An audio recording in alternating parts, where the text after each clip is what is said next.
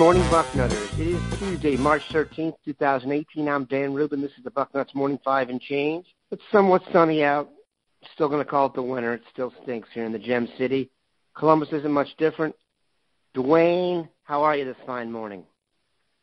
I'm upset with Mother Nature. I thought winter was over, and this is the winter that will not go away. I am so tired of this. It also has something to do with us. We're getting old, and the weather has a bad effect on old people. But that's true. We digress, and the way we keep ourselves entertained is by following recruiting, and Ohio State's done a great job of that.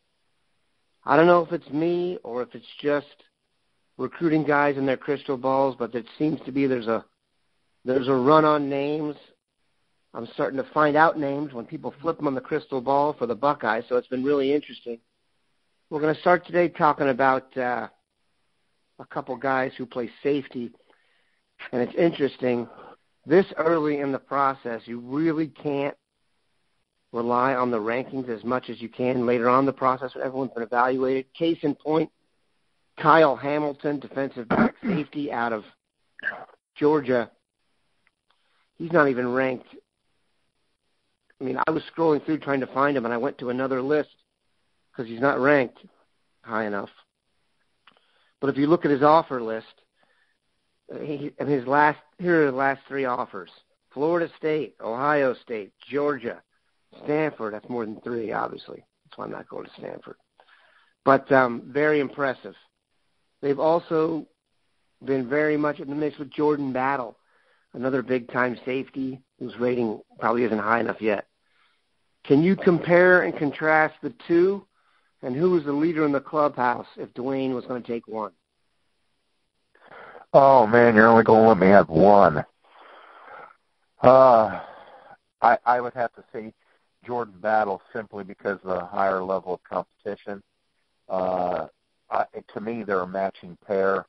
You put Jordan Battle, he can come up and play on the line of scrimmage a little bit better, even though Kyle Hamilton does just fine. He's one of those guys that was taught to tackle low and hard. You know, he's not coming up putting big sticks on people. He's getting in there, bang, hitting them low and wrapping on those legs and getting them down on the ground. But he's got such tremendous ball skills. His very first play on this film, he's heading toward the line of scrimmage, then all of a sudden realizes that a receiver has run in behind him, and he recovers, gets back, and not only gets his hands on the ball, he intercepts it. It's just a really outstanding play. This kid is so impressive. And yeah, the rankings don't right now, fans don't pay any attention. These guys have not been evaluated yet. There's no way that these two guys would be so far down any list, any accurate evaluated list of safeties. No way. They're automatic takes, both of them. To me, you know, we're supposedly in on what's his name, Daxton. Daxton Hill. His last name right. Yeah, and Lewis Sign, who are currently number 2 and number 3 in the composite. You can't tell me that they're that much better than Hamilton and Battle. I would take Battle and Hamilton and call it a class. They are just, both of them, outstanding. Hamilton was just here and had a great time. Said Ohio State's probably his top visit since he started taking visits. So those two guys right now, to me, that's just take them and move on. Be happy you've got a couple of outstanding safeties already lined up. Hamilton's come out with a top 7. Keep in mind, he's a private school kid. One of the reasons he probably, and in Georgia, he does not play, you know, big time football. So that might be the reason he's a little bit off the radar. But if you look at his offer list, or the ones he's focused on, Clemson, Georgia, Michigan, Notre Dame, Ohio State, Northwestern, and Duke, it's clear my man can hit the books as well. So this is a guy, I just like the body type, longer, rangier safety with some upside. We've done well with those here, that's for sure. Perhaps more interesting than anything else that's going on in the program, and the thing that's going to draw the most interest, obviously it's got to do with the quarterbacks. But it does seem like there's been a shift in recruiting.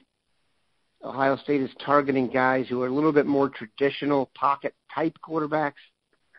Obviously, they're not going to take anybody who's a statue back there, given the offense they want to run, but it does seem like there's a change being made.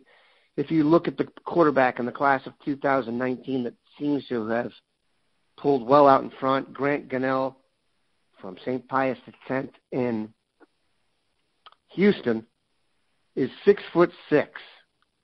So if you were to go back and look at the quarterbacks that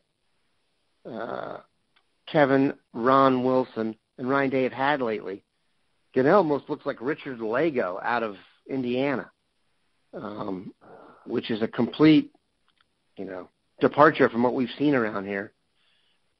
How much do you believe that the recruitment of Gunnell is a sign that Ohio State really is committed to attacking you from the pocket much more often going forward?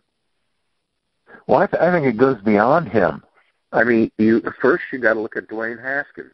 Nobody was going to recruit Haskins to run the zone read. It just wasn't going to happen.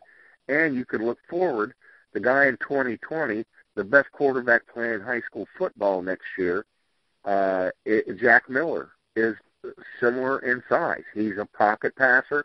Both he and Gunnell, Miller especially, is very, very athletic for his size. But Gunnell, he's what I'm looking for in a quarterback, Dan. I am not a zone read guy. Quarterback keep.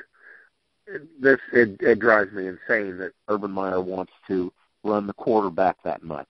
I just don't get it. He's not the best runner, obviously. So why are we doing this?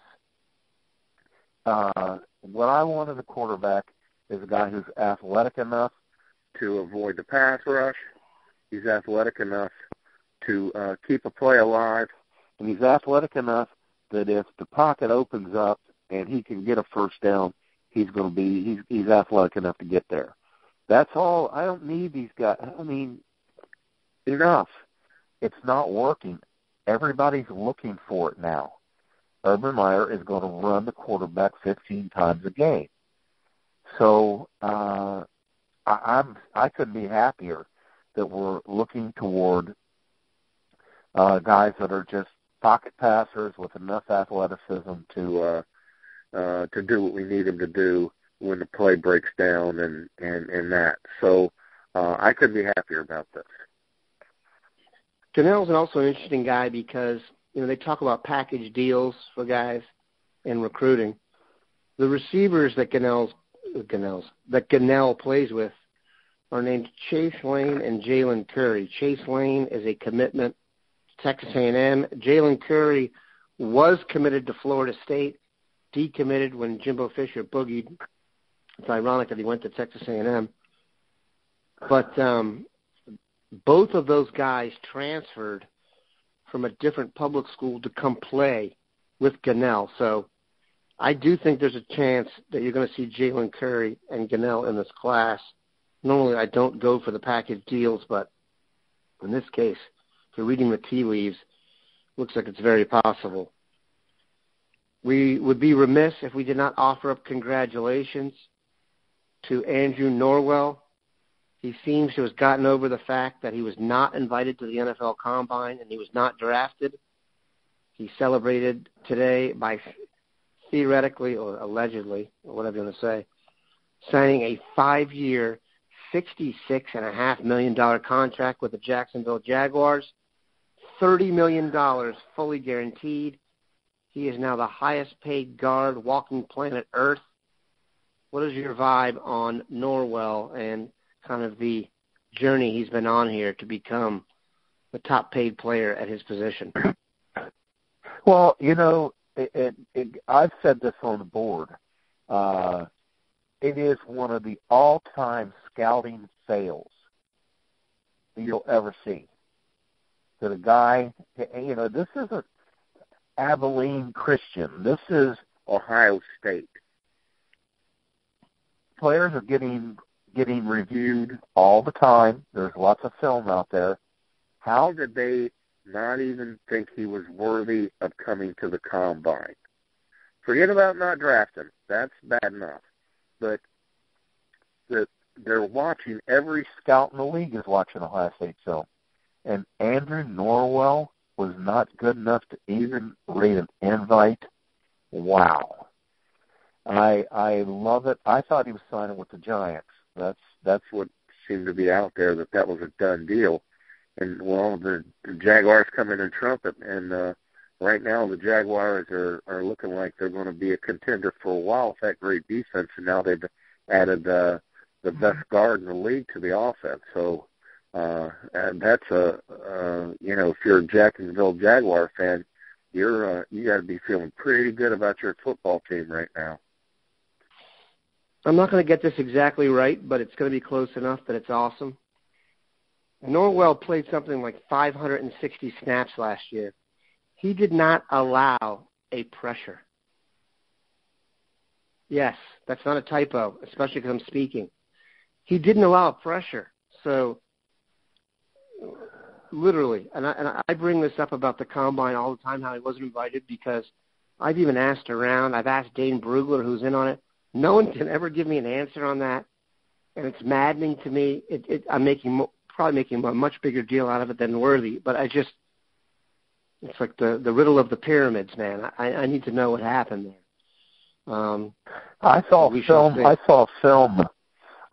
film someone posted of it was a 5-minute or longer clip of Andrew Norwell, and a lot of it was in pass pro, and he's almost like a tackle out there. He's just that good in pass protection. It's very impressive to see. So that's a crazy number you just quoted. That's just not even a pressure. Forget about a sack.